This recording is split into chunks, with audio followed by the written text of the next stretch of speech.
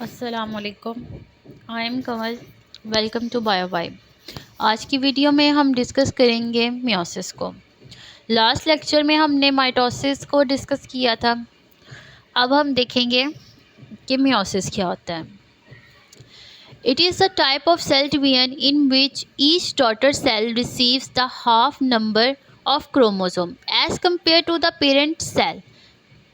In meiosis, a diploid parent cell divides to produce 4 haploid daughter cells. कि meiosis क्या है कि इसमें जो हर डॉटर सेल है उसके पास हाफ नंबर ऑफ क्रोमोसोम होगा कि पेरेंट सेल में जितने क्रोमोसोम्स होंगे उससे हाफ नंबर ऑफ क्रोमोसोम्स जो हैं वो डॉटर सेल में होंगे। और यहाँ पे ये है कि मियोसिस में डिप्लॉइड पेरेंट सेल जो है वो डिवाइड होकर बनाता है 4 हैप्लॉइड डॉटर सेल्स, यानी कि एक सेल से 4 सेल बनेंगे। अब यहाँ पर समझने के लिए है कि what is meant by diploid and the haploid. Diploid means the cells in which chromosomes are in pair, homologous pair, while haploid means a cell with half number of chromosomes, that is cell with no pair of chromosomes.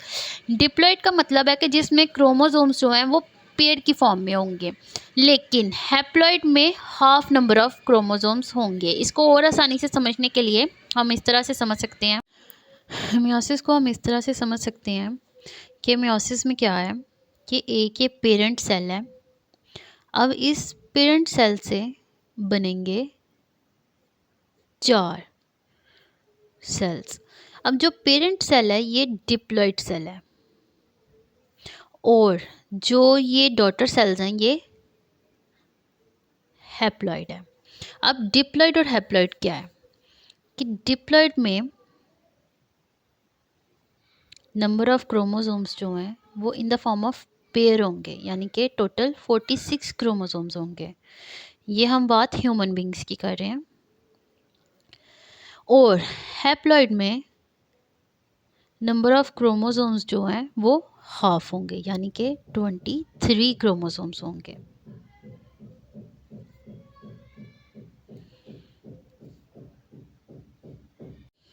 अब meiosis जो है इसको 2 phases में divide किया गया है। सबसे पहले है मियोसिस 1 और सेकंड है मियोसिस 2। अब जो मियोसिस 1 है इसके 4 फेजेस हैं।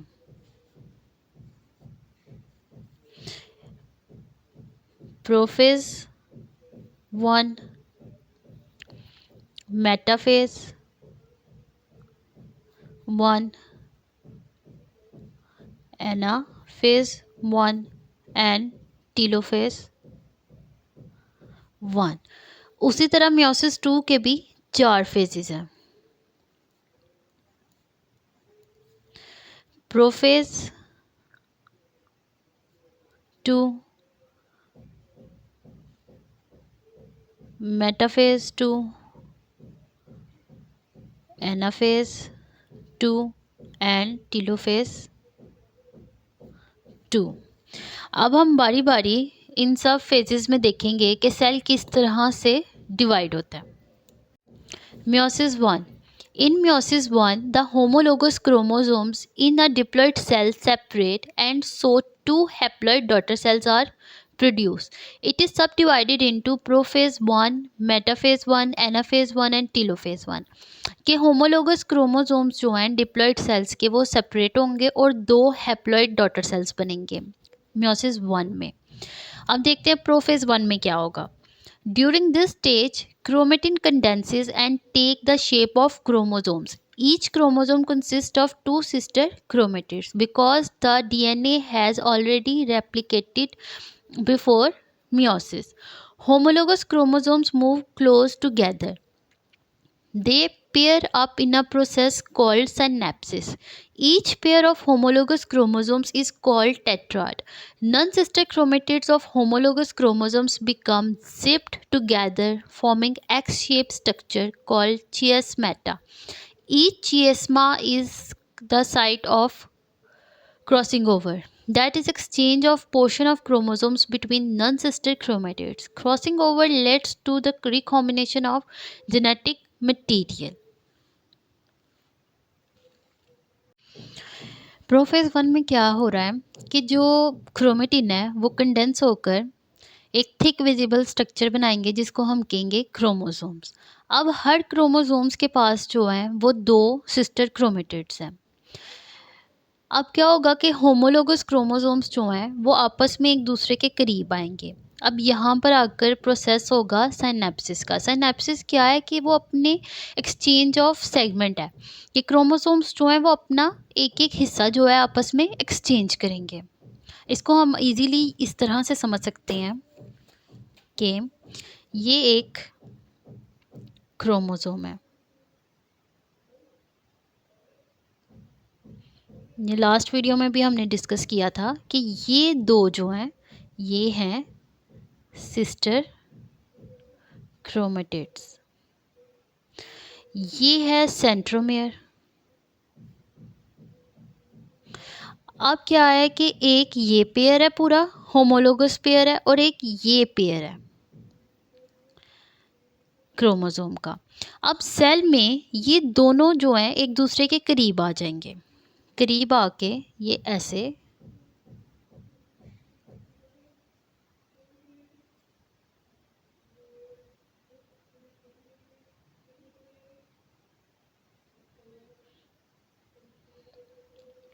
अब जो इनका पूरा ये पेयर होगा दोनों क्रोमोसोम्स का, इनको हम कहेंगे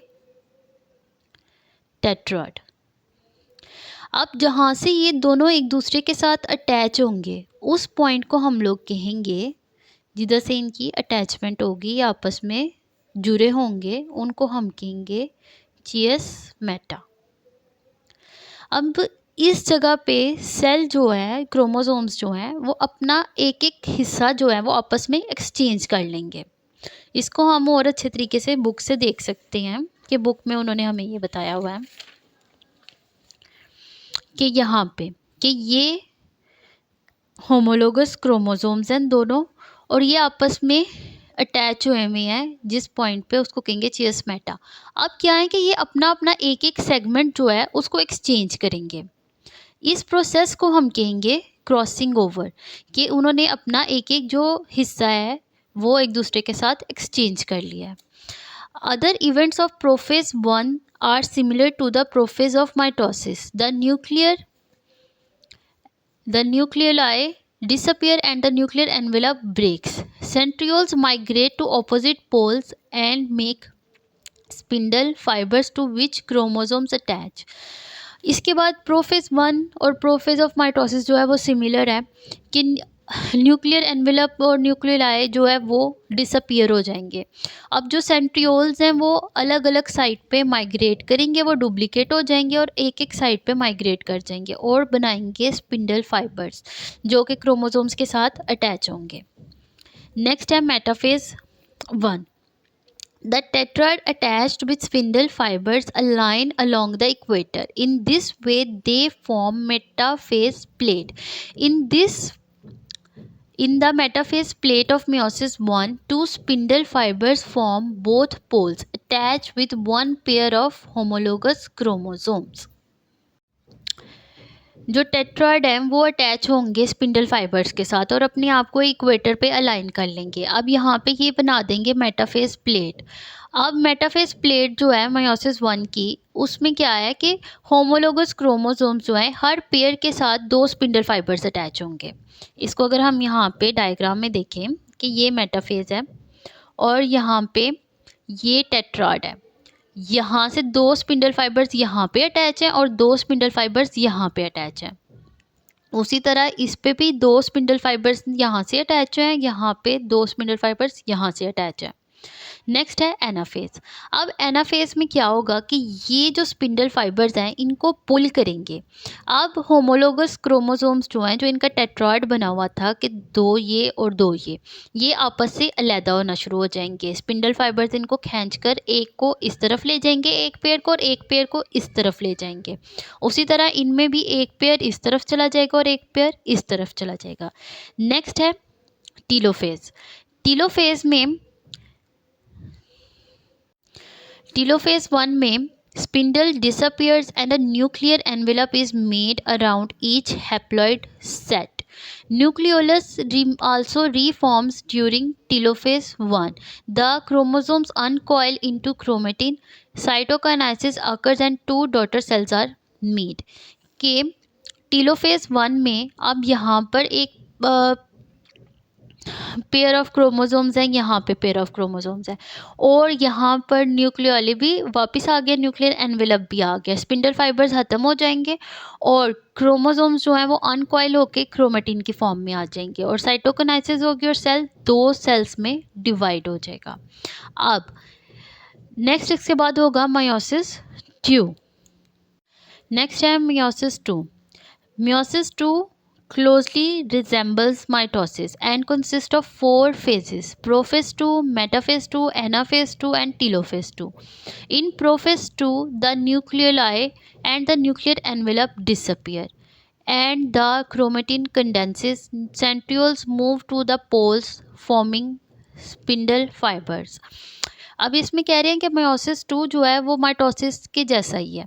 इसके भी 4 फेजेस हैं: prophase 2, metaphase 2, anaphase 2 and telophase 2। अब प्रोफेज 2 में ये होगा कि न्यूक्लियर एनवेलप और जो न्यूक्लियलाई है वो डिसअपियर हो जाएंगे और क्रोमेटिन कंडेंस होकर क्रोमोसोम्स बना देंगे और सिमिलर सेंट्रियोल्स जो हैं वो डुप्लीकेट होंगे और दोनों पोल्स पे मूव कर जाएंगे और स्पिंडल फाइबर्स को बना देंगे।